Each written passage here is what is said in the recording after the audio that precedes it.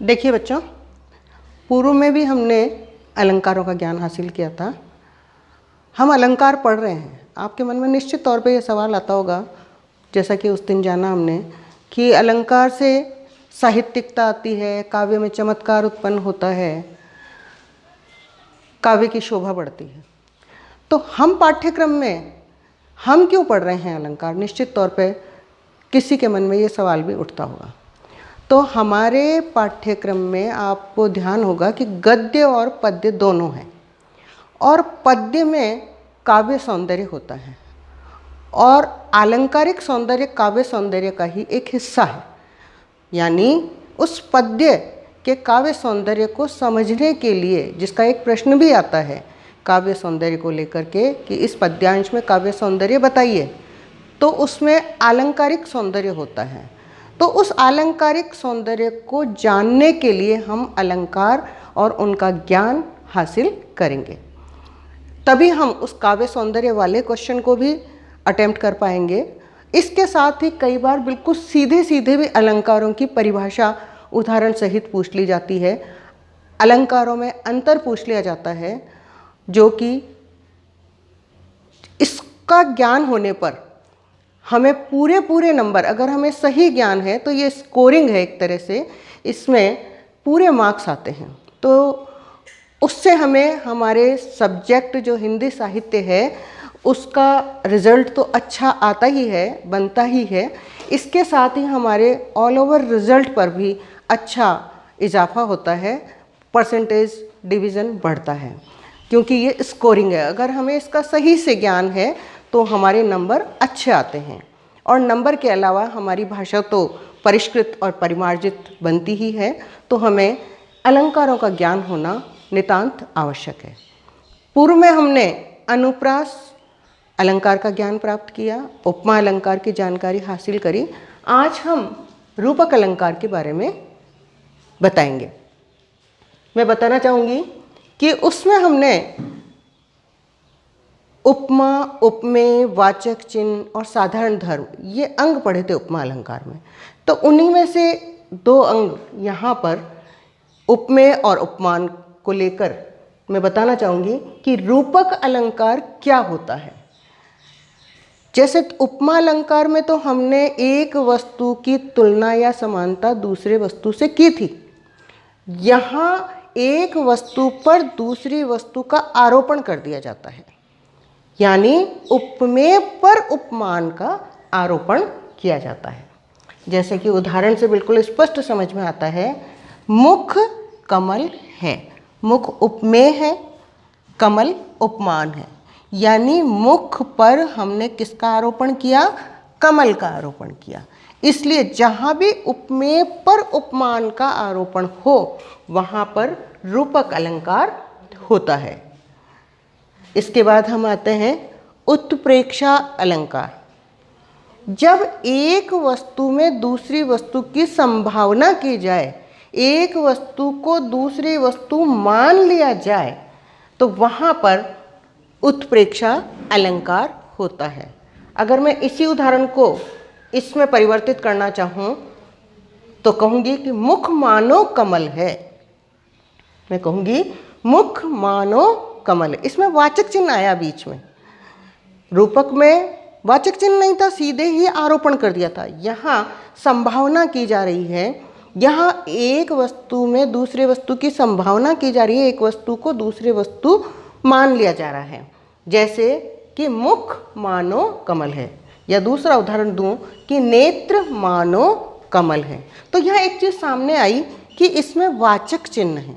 उत्प्रेक्षा अलंकार में वाचक चिन्ह है, और वो वाचक चिन्ह है मानो, मनु, मनहु, जनु, जानो, मानो इत्यादि। तो ये वाचक चिन्ह जब आते हैं और उपमेय उपमान आते हैं तो निश्चित तौर पर वहाँ पर उत्प्रेक्षा अलंकार होता है। इसके बाद हम जानकारी हासिल करेंगे प्रतीप अलंकार। प्रतीप शब्द का शाब्दिक अर्थ है उल्टा या विपरीत। उपमेय को उपमान की तुलना में श्रेष्ठ बताया जाता है, या उपमेय के सामने एक प्रकार से उपमान का तिरस्कार किया जाता है, वहाँ पर प्रतीप अलंकार होता है। यानी किसका तिरस्कार? उपमान का तिरस्कार। जैसे उदाहरण है, बहुत ही सिंपल सा उदाहरण है, सखी मयंक, सखी मयंक तब मुख सम सुंदर। यहाँ उपमान क्या है? मयंक यानी चंद्रमा, लेकिन यहाँ इसका मयंक यानी चंद्रमा का तिरस्कार करने के लिए मुख चंद्रमा के समान सुंदर है, ये न कह करके बल्कि मुख के समान सुंदर क्या है? चंद्र मुख के समान सुंदर है, यानी चंद्रमा मुख के समान सुंदर है। अक्सर हम उदाहरण देते हैं, तुलना करते हैं, समानता करते हैं, दर्शाते हैं, बताते हैं, तो उसमें कहते हैं कि मुख कमल के समान सुंदर है। लेकिन यहाँ हमने ये नहीं कह करके बल्कि क्या कहा कि चंद्रमा मुख के समान सुंदर है, ऐसा इसमें कहा गया। मानो मुख, इसका मतलब श्रेष्ठ क्या हो गया? मुख श्रेष्ठ, यानी मुख को श्रेष्ठ रूप में सिद्ध किया, अर्थात उपमान का तिरस्कार किया और उपमेय जो कि मुख है उसको हमने ज़्यादा श्रेष्ठ साबित किया। ध्यान रहे कि जो प्रसंग का विषय है वो मुख है, चंद्रमा नहीं। वर्ण है वो क्या है? मुख, उसको श्रेष्ठ साबित करना है, इसलिए यहाँ पर प्रतीप अलंकार है। मिटाऊं? व्यतिरेक अलंकार। व्यतिरेक अलंकार प्रतीप का एक प्रकार से प्रतीप अलंकार का विपरीत ही है। जब उपमेय में उपमान की बजाय कोई अच्छी या बुरी बात ज़्यादा बताई जाए, यानी जब उपमेय को उपमान से किसी बात में और बढ़ कर के बताया जाए, जैसे साधु ऊंचे शैल सम किंतु प्रकृति सुकुमार। यहाँ सज्जनों को पर्वत के समान ऊंचा बताया। जैसे सज्जन क्या है? जैसे पर्वत ऊंचे होते हैं, विशालकाय होते हैं, सज्जन भी बहुत महिमा मंडित होते हैं, पर उनमें एक बात, किसमें? सज्जनों में एक बात अधिक बताई है। क्या बताई? कि सज्जनों की प्रकृति जो होती है वो कोमल होती है, जबकि पर्वत की जो प्रकृति होती है कैसी? कठोर होती है। तो यानी ऊंचाई में सज्जन जो हैं वो पर्वत के समान है, किंतु श्रेष्ठता अधिक किस में, किस चीज़ की है? सज्जनों में। वो क्या है? कोमलता। तो एक प्रकार से परिभाषा हो गई कि उपमेय को उपमान से किसी बात में बढ़कर के बताया जाए तो वहाँ व्यतिरेक अलंकार होता है। इसके साथ ही ये लगभग 2-2 नंबर के आते हैं। इनका ज्ञान, इनका अंतर आना हमें बहुत ज़रूरी है। अक्सर प्रतीप अलंकार और व्यतिरेक अलंकार, इनमें अंतर आता है, तो आपको दोनों का ज्ञान होना जरूरी है।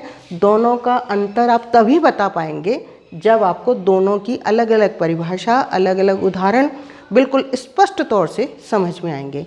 इसी प्रकार से अक्सर उपमा और उत्प्रेक्षा अलंकार में अंतर आता है, तो आपको दोनों का ज्ञान होना नितांत आवश्यक है। दोनों का ज्ञान, दोनों की परिभाषा, दोनों के उदाहरण बिल्कुल स्पष्ट तौर से समझ में आएंगे, तभी आप उसका अंतर दे पाएंगे और तभी आपके अंक आ पाएंगे।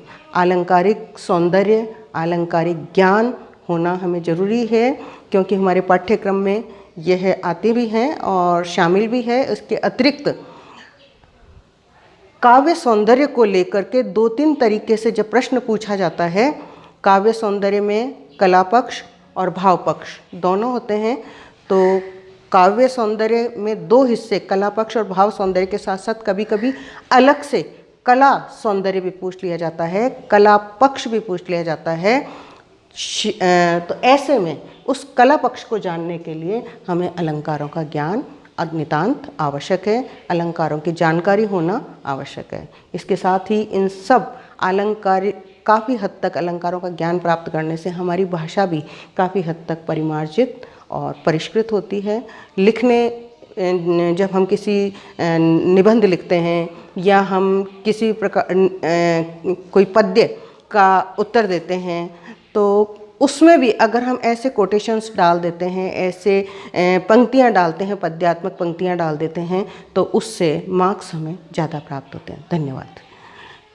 इस वीडियो को सब्सक्राइब कीजिए और पुराने वीडियो को भी देखिए।